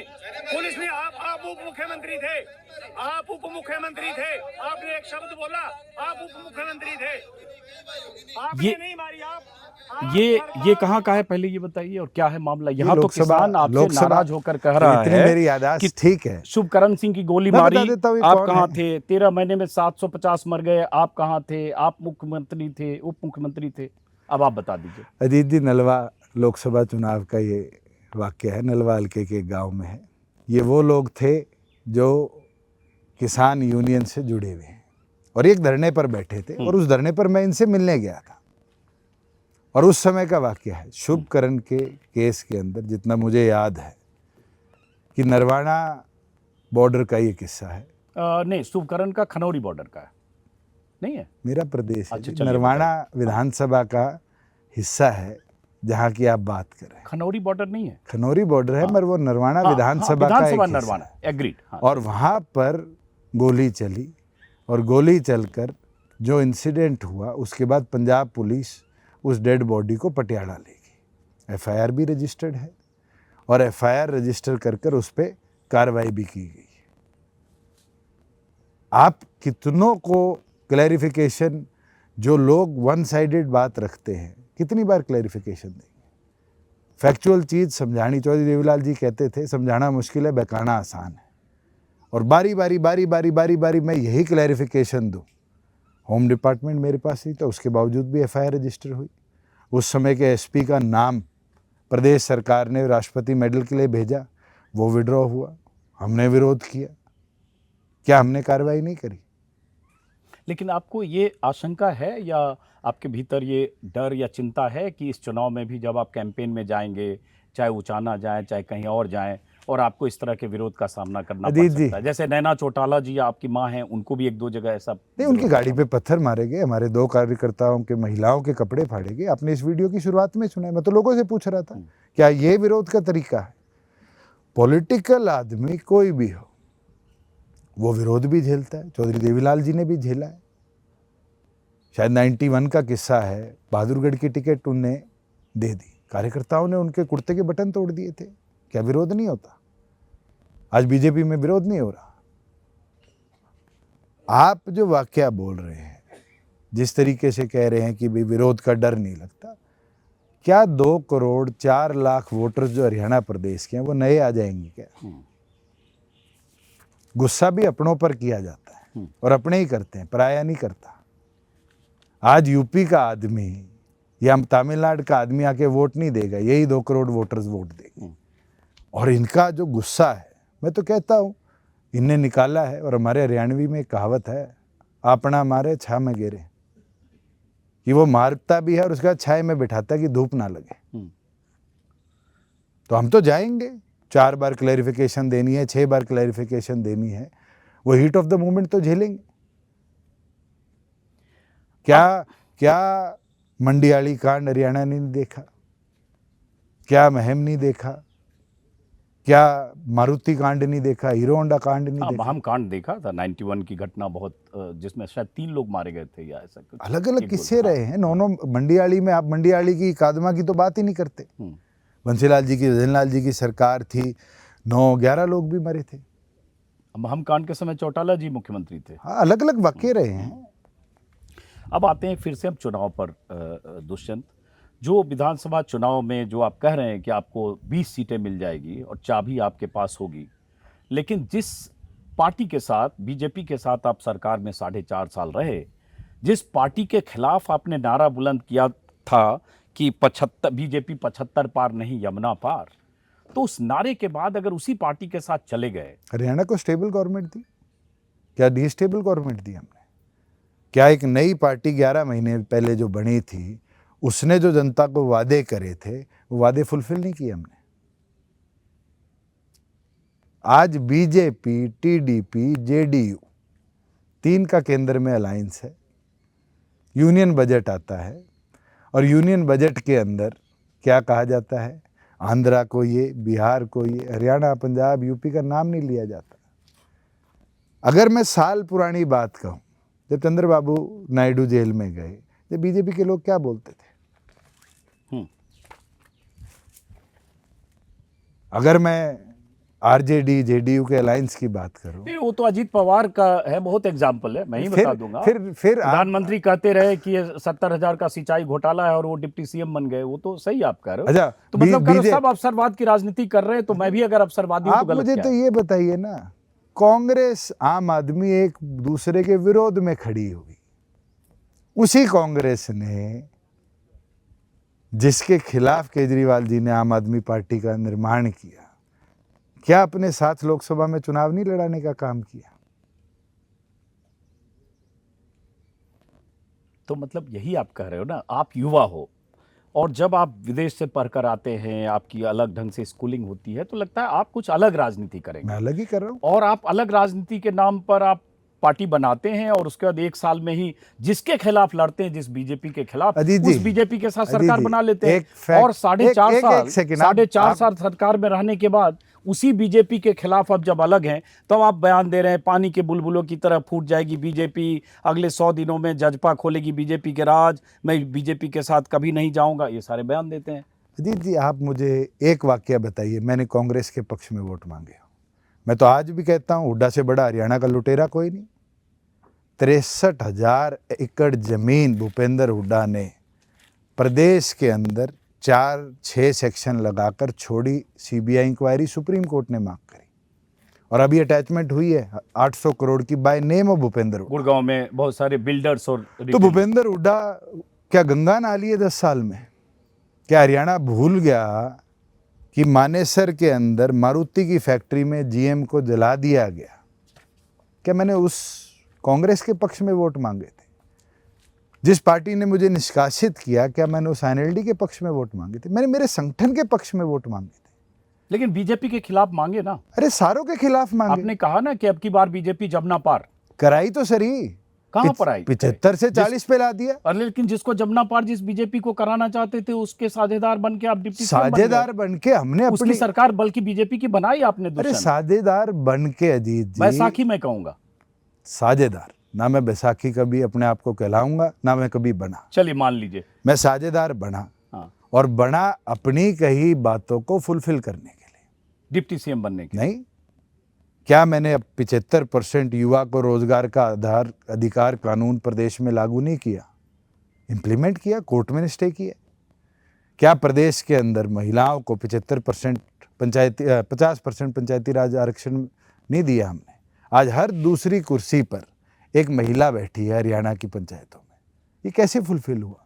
हमारी घोषणाएं थी, हम राज्य में हिस्सेदार थे, हिस्सेदारी कर कर ही तो कानून बनाए जाते हैं। और सर छोटू राम जी की बात है, आप फैक्ट्स उठा लेना।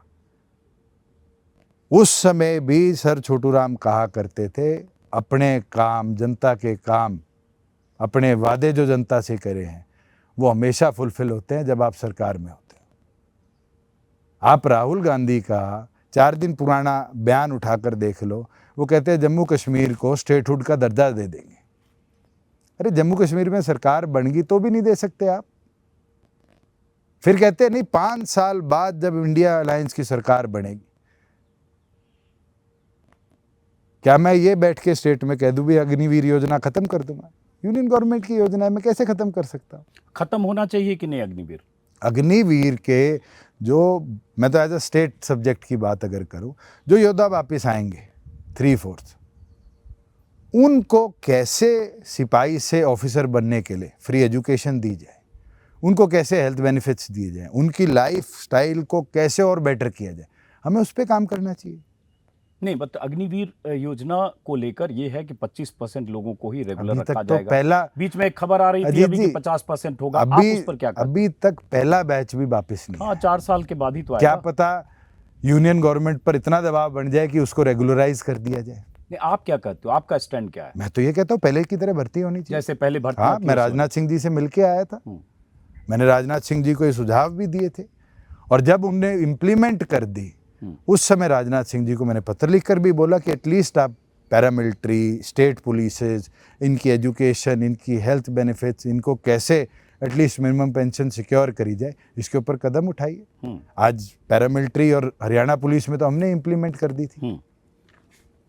अब बात आती है, जैसे आपने भूपेंद्र सिंह हुड्डा का जिक्र किया और भूपेंद्र सिंह हुड्डा पर आरोप है, इसमें कोई शक नहीं।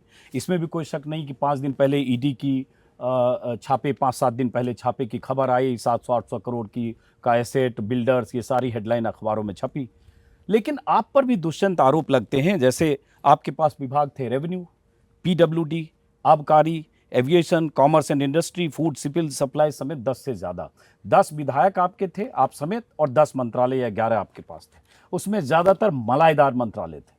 तो आरोप लगा कि आपके मंत्रालयों में, आपके सरकार में रहते हजारों करोड़ का घोटाला हुआ, घपला हुआ, और कई तरह के घोटाले का लोग जिक्र करते हैं। शराब घोटाला, सड़क घोटाला, रजिस्ट्री घोटाला, धान घोटाला, अरे आप फैक्ट तो हिसार एयरपोर्ट बताइए, का घोटाला। बताइए। आता हूं अभी। आप फैक्ट बताइए, किसी में एक में नंबर्स बताइए। अब आप जैसे- घोटाला बोलते हैं। मैं अरे आप अभय सिंह चौटाला की वीडियो मत इसलिए चलाइए। मैं सीरियस। सुना तो- एक मिनट जरा, ये चूंकि ये विधानसभा में उठी है बात, तो विधायक ये कह रहे सबसे बड़ा चोर तो तू है। हाँ कहा मैंने सारे प्रदेश लूट कर खा गया तू। हाँ तो लूट के खाए ये प्रदेश से शराब घोटाला नहीं, सुन लीजिए, किया, आपके रजिस्ट्री चाचा हैं अरे घोटाला मेरे विधायक। चाचा, मैं इनको सीरियस मानता ही नहीं हूँ। लेकिन सुन तो लीजिए आप क्या मेरे कह को रहे हैं। आंकड़े तो बताइए। ये सुन तो लीजिए क्या है। धान घोटाला हुआ है, ये सारे उसी के डिपार्टमेंट के हैं। आपने एक और बयान दिया, अभी इस पर बात करते हैं। एक और बयान है आपका 9 अप्रैल 2024 का, जिसमें आपने कहा कि बड़े बड़े घोटाले करके हजारों करोड़ रुपए हजम कर गए, लूट मचाई है, कुकर्म किए हैं, इन लोगों के लिए लोगों के मन में नफरत भर गई। मैं तो सुनाना फिर चाहता हूँ, देवीलाल तो के आप नाम जवाब पर ये दीजिए। कहा। आपका जवाब नहीं, पूरा मैं दर्ज दो करूंगा। बार, मैं इनकी सुनता भी नहीं हूँ। तभी तो आज हालत ऐसी मैं हो आपको गई फैक्ट्स बताता हूँ ना, कि आज कि प्रदेश के अंदर जो लोग एक मिनट कहते सुन हैं, कहाँ लीजिए, से एक सेकंड। चुनाव लड़ेंगे, क्या करेंगे, कहीं जमानत भी नहीं बचेगी। मैं तो जीत के तो आ गया था, ये तो जमानत नहीं बचा पाएंगे कहीं। मतलब आपका दुष्यंत चौटाला इस बार जमानत नहीं बचा नहीं पाए। बचाया, नहीं बचा पाया। उचाना से भी। कहीं से भी नहीं। लेकिन आप इतनी बार दुष्यंत चौटाला को, जो आपके सुनिए, मोदी जो ने सवाल है वही चोर, मैंने लुटेरा, पूछा। बेईमान, सब कुछ आप कह रहे हो। मैं सही को सही कर- कहता हूँ, गलत को गलत कहता हूँ। तो इसका कोई सबूत है? ये तो आपको सबूत सामने रख देना चाहिए कि दुष्यंत चौटाला ने विधानसभा में हर रखे। तरह के घोटाले आप कह रहे हैं कि घोटाले हमने तो किए। विधानसभा में भी रखे। नहीं, वो बयान देना एक अलग नहीं, चीज नहीं, है। नहीं, बयान नहीं। एक होता है सारे सबूत रख देना कि ये सबूत है, ये दुष्यंत ने अरे, जो शराब- फला फला शराब घोटाला किया, ये घोटाला। आप एक चीज करो, जो शराब घोटाला हुआ था, तो शराब घोटाले की 3 जांच हुई। मुझे आप एक चीज बताओ, सरकार अगर कोई जांच कराती है, एक एजेंसी से कराएगी, 2 से कराएगी, 3 से कराएगी, फिर उसको ठंडे बस्ते में डाल देगी। सबसे पहले जांच कराएगी।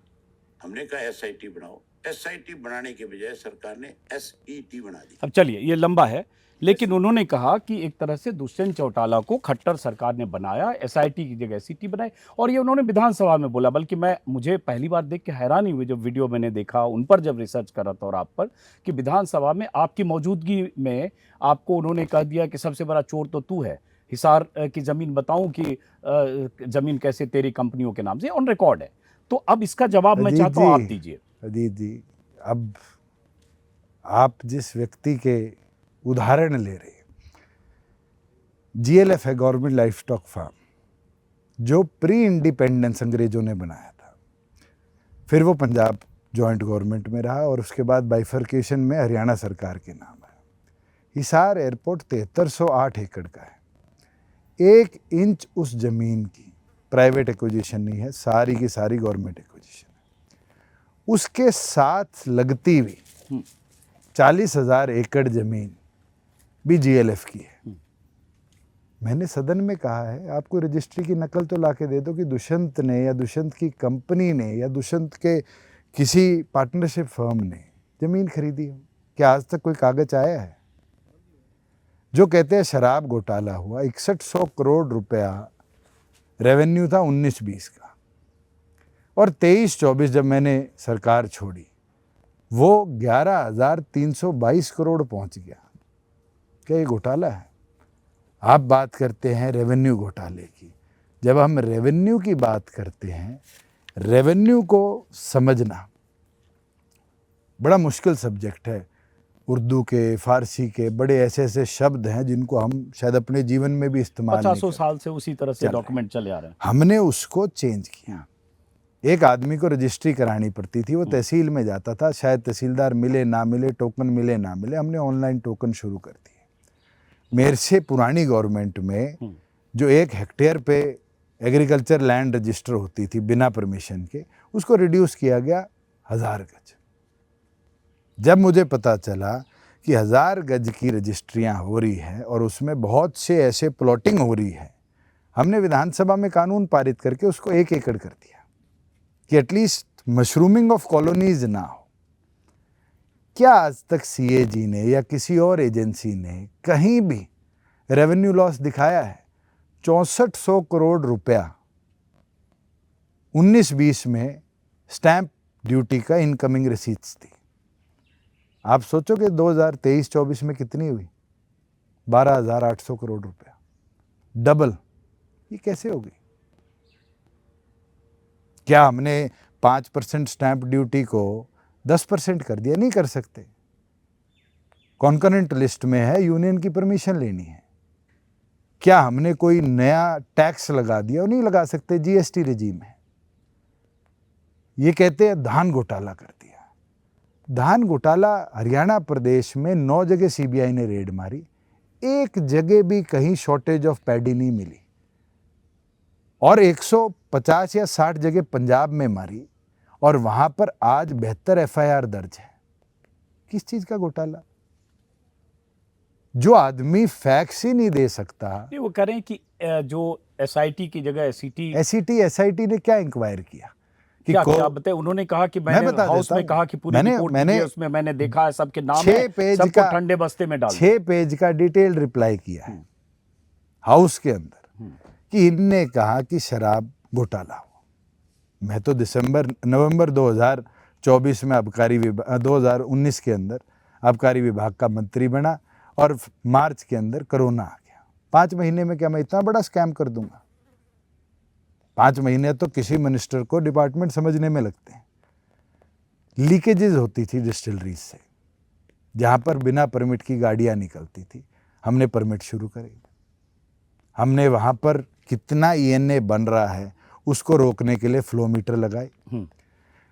कौन सी पेटी, कौन सी बोतल किस डिस्टिलरी से चली है, किस वेयरहाउस में गई है और किस ठेके में जाएगी, उसको मॉनिटर करने के लिए ट्रैक एंड ट्रेस टेक्नोलॉजी लगाई, QR कोडेड। डबल सिक्योरिटी, जिसमें एक होलोग्राम गवर्नमेंट ऑफ इंडिया की हैदराबाद की मिंट से आता है, और उसी से ही QR टेक्नोलॉजी NIC से लेके गवर्नमेंट ऑफ इंडिया से वो लगाई।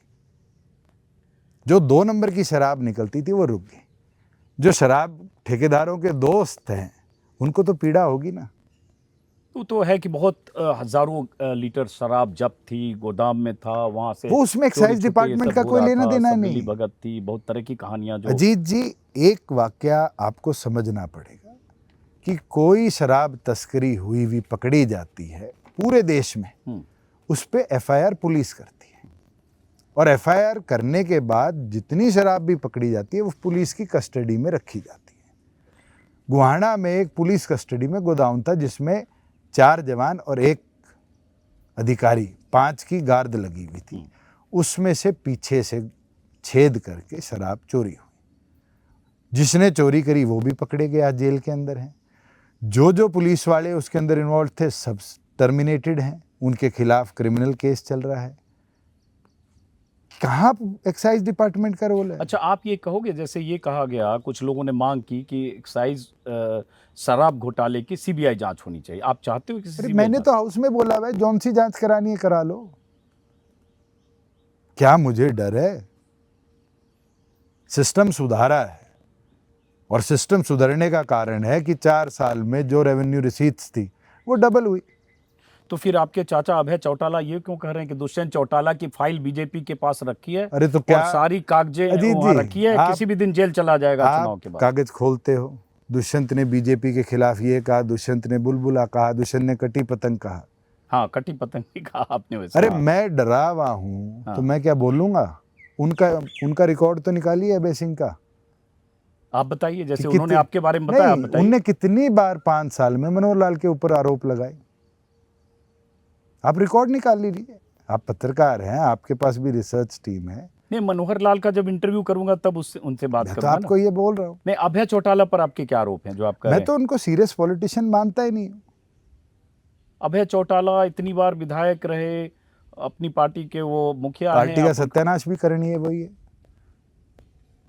INLD का आपको लगता है सत्यानाश अभय चौटाला ने किया? बिल्कुल किया है। ऐसा क्यों कह रहे हैं आप उठाकर रिकॉर्ड देखिए। जिस पार्टी के अंदर से हम तो 4 लोग बाहर आए थे, अकेले रह गए थे, किसने किया उस पार्टी का बंटाधार?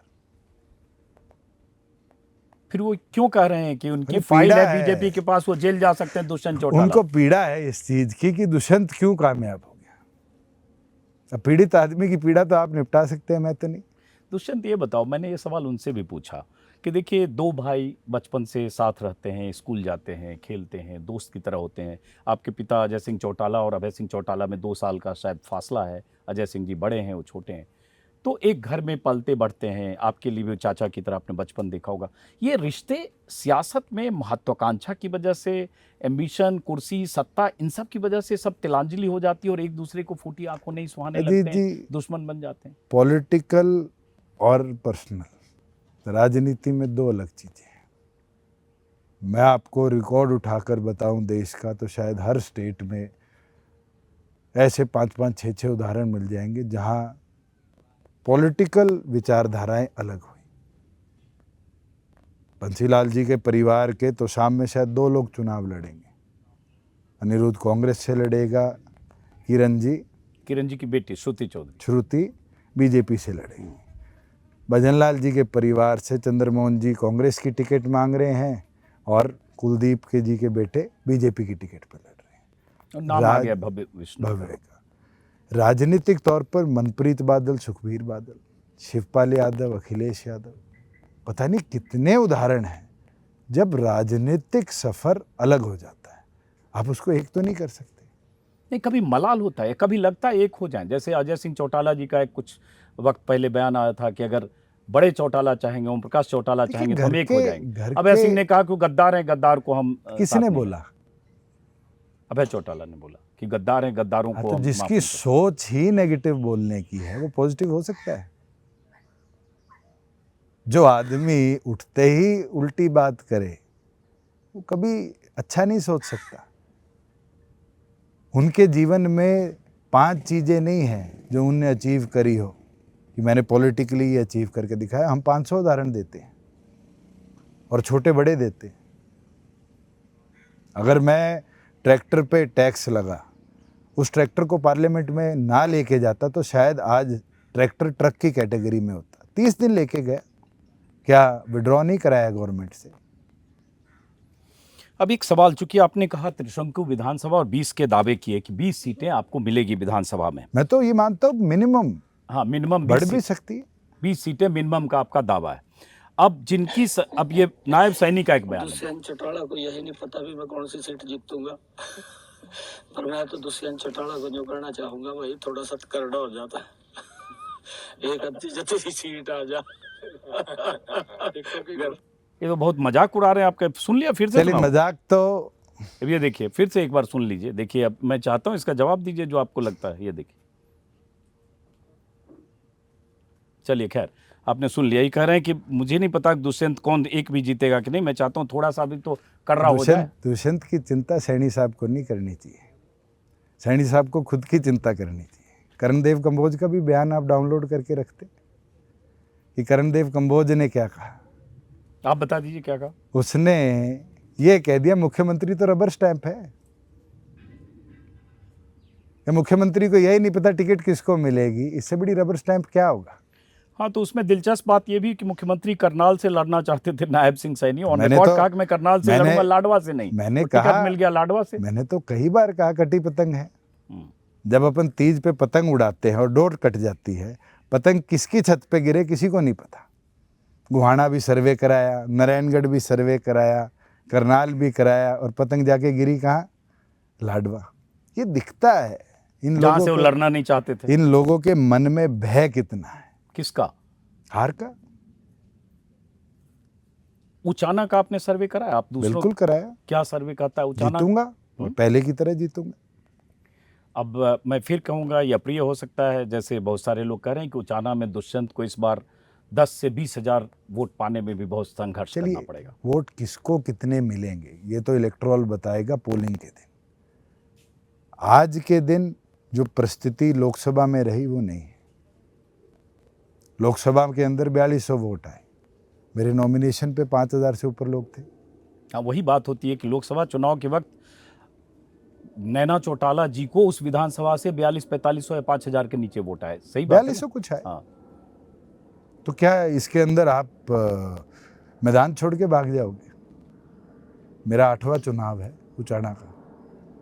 चौटाला साहब के चुनाव में 2009 में मैं वहाँ रहा, 2011 में डॉक्टर अजय सिंह चौटाला जी के चुनाव में रहा, उसके बाद मैंने खुद लोकसभा का 14 में, विधानसभा का 14 में चुनाव लड़ा, 19 में विधानसभा जीता, लोकसभा हारा, और 24 में मेरी मदर का चुनाव संभाला, और 8वां चुनाव अब लड़ूं।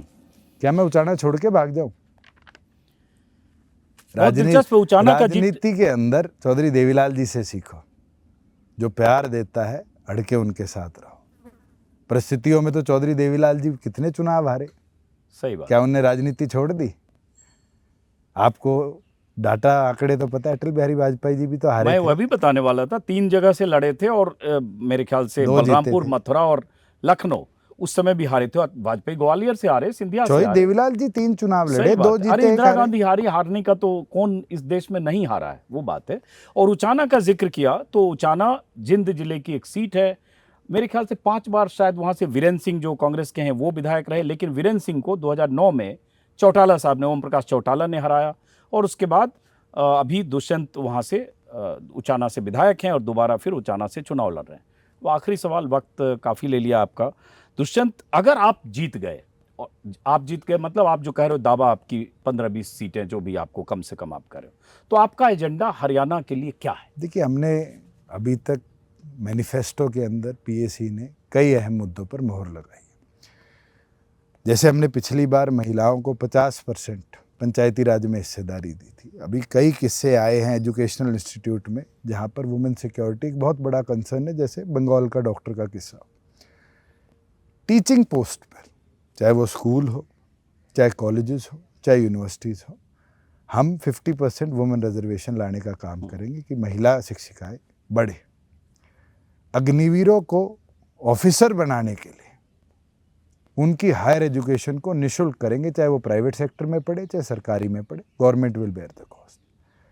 जो हमारे खिलाड़ी हैं, हमारे प्रदेश का सबसे बड़ा बैकग्राउंड है। आप खिलाड़ियों पे इतनी बात करिए, आप ओलंपिक्स को नहीं याद रखते कि इस बार के ओलंपिक्स में 83% मेडल जो हैं वो हरियाणा की धरती ने दिए हैं। 83। जब मैं गवर्नमेंट में आया 150 रुपये डाइट थी, मैंने 2021 या 22 के अंदर उसको बढ़वाकर 400 रुपये पर डे करवाई। उसको 1000 रुपये करेंगे, उनको स्टाइफंड शुरू करेंगे नर्सरीज में बच्चों को जो रहते हैं 5000 रुपये का, कि एटलीस्ट उनके इक्विपमेंट और इस तरह की चीज़ें उनको टाइमली मिले। हरियाणा प्रदेश में आज सिर्फ 4 जिले हैं जहाँ पर इंटरनेशनल स्टैंडर्ड के स्टेडियम्स हैं। हम 22 के 22 जिलों में वो सिस्टम बनाएंगे कि वहाँ अकेडमीज चलें, और जैसे अमेरिका के अंदर focused approach of 1 game and 1 district है, उस तरीके से डेवलप प्रदेश के स्पोर्ट्स इंफ्रास्ट्रक्चर को। मैं फार्मर की बात करूं, मैंने 14 क्रॉप्स दी थी। आज फार्मर नई टेक्नोलॉजी नहीं ले पाता, इट इज़ वेरी कॉस्टली। उसको कैसे हम इक्विप करें, उसके लिए हम सब्सिडी स्कीम लाएंगे कि 80% नए इक्विपमेंट को भी स्टेट सब्सिडाइज करेगी कि फार्मर लेटेस्ट टेक्नोलॉजी के साथ इक्विप और ऑल्टरनेटिव फार्मिंग पे जाए। हरियाणा बहुत बड़ा हिस्सा वीट और पैडी का देता है, मगर बहुत सी ऐसी क्रॉप्स हैं जो हम आज इंट्रोड्यूस कर सकते हैं जिसमें फार्मर को बहुत बेनिफिट है। मैं पलवल में एक फार्मर के गया था, उसने ब्राज़ीलियन फ्लावर उगाना शुरू कर दिया एक पॉली हाउस के अंदर, टेम्परेचर कंट्रोल्ड, और वो हर रोज़ 40 से 50 हज़ार रुपये के 1 एकड़ में से फूल बेचता है। 30 दिन में उसकी कमाई कितनी? हमें इंट्रोड्यूस करना पड़ेगा कि हमारा फार्मर जो बेबी कॉर्न हमारा स्टेपल प्रोड्यूस ही नहीं था, थाईलैंड से बीज लाकर उगाने लग गया और कामयाब हो गया। मशरूम उगाने लग गया, कंट्रोल्ड एनवायरनमेंट में कामयाब हो गया। उसको क्यों ना हम और इक्विप कर पाए? ये अलग अलग व्यवस्थाएं हैं जो हम बनाएंगे, और मैं मानता हूँ जैसे हमारी आंगनवाड़ी और आशा वर्कर बहनें हैं, पूरे देश में इनके आंदोलन चलते हैं। इनको मिनिमम वेज के साथ जो गवर्नमेंट की बेसिक सैलरी है उसके साथ क्यों ना जोड़ा जाए? 7000 9000 रुपया जो सेंट्रल गवर्नमेंट शेयर देती है, क्यों ना इसको, जैसे 21,000 रुपया है बेसिक वेज, उसके बराबर ला दिया जाए कि एटलीस्ट उनसे हम 24 घंटे काम लेते हैं। कोई जनसंख्या लेनी है, कोई टीकाकरण करना है, कोई और उदाहरण लेने हैं, क्यों ना इनको वो सिक्योरिटी दे पाएँ कि एटलीस्ट आपको 21,000 रुपये मिनिमम मिलेगा। ये आपका एजेंडा है। चलिए, तो आखिर में क्लोज करने से पहले, चूंकि आपने अपना एजेंडा भी बता दिया, अपनी उम्मीद भी बता दी, त्रिशंकु विधानसभा की आपकी उम्मीद है, एक भतीजे को भी त्रिशंकु की उम्मीद है, उधर चाचा जो अभय चौटाला हैं उनको भी त्रिशंकु की उम्मीद है। इन्हें लगता है चाबी इनके पास होगी, उन्हें लगता है चाबी उनके पास होगी। लेकिन फिर वही एक बार क्लोजिंग में चाहता हूँ, वो चाबी से आप, अगर चाबी आपके पास आ गई तो आप किसी की भी सरकार का दरवाजा खोलोगे, किसी के साथ भी, चाहे बीजेपी चाहे कांग्रेस। मैं तो ये बोलूँगा ताला इस बार हमारा होगा, चाबी हमारी होगी। अच्छा, ताला आपका होगा तो बाहर से सपोर्ट चाहिए, तो चाहे बीजेपी चाहे कांग्रेस। क्यों? Why not, that will be possible. अगर दिल्ली में आम आदमी पार्टी की सरकार बन सकती है, हाँ। तो जेजेपी की सरकार क्यों नहीं बन सकती? नहीं, 20 से तो नहीं बनेगी ना, फिर तो कोई क्यों साथ नहीं आना। बनेगी?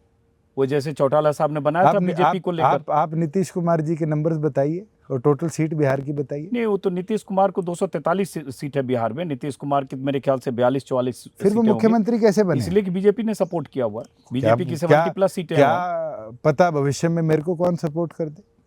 वही, मतलब आपको कोई रिजर्वेशन किसी से भी नहीं है। आज हम बीजेपी के खिलाफ प्रदेश लड़ रहे हैं, को, हम फिर बीजेपी प्रदेश के साथ मैं भी कांग्रेस के अगर भी विरुद्ध लड़ रहा हूँ। बारी बारी आप वन साइडेड क्यों बात करते हैं बीजेपी के विरुद्ध? नहीं, कांग्रेस या बीजेपी अरे किसी के भी भूपेंद्र सपोर्ट से हुड्डा आपको, जिसने प्रदेश को लूट खाया, मैं उसके पक्ष में कैसे लड़ सकता हूँ?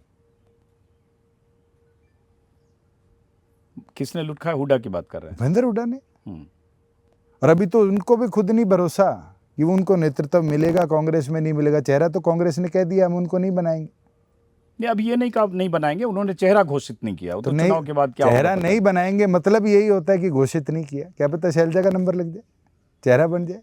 वो तो क्या हो सकता है चुनाव के बाद, कुछ भी। वो तो 2005 में जब भूपेंद्र सिंह हुड्डा बने थे तब भजन लाल लग रहा था चेहरा थे, लेकिन वो बन गए। जब किसकी भजन लाल वजह से? बने थे, जब बंसीलाल चेहरा थे, बंसीलाल चेहरा जब थे, देवीलाल जी बनना चाह रहे थे तो भजन लाल बन और गए। बंसीलाल जी जब बने थे, जब उस समय शायद और कोई चेहरा था। और वो तो प्रधानमंत्री हर- चंद्रशेखर जी देवीलाल को बनाना चाहते थे, बीपी सिंह बन गए। बहुत सारी कहानियां हैं। हमने राजस्थान में भी देखा है, यूं जेब में से पर्ची निकली और भजन लाल शर्मा भजनलाल बन जी गए। बन गए। वसुंधरा जी बगल में पर्ची लेकर बैठी रह गई। तो ये राष्ट्रीय पार्टियों के अंदर तो ये भरोसा नहीं कल कौन आ जाए।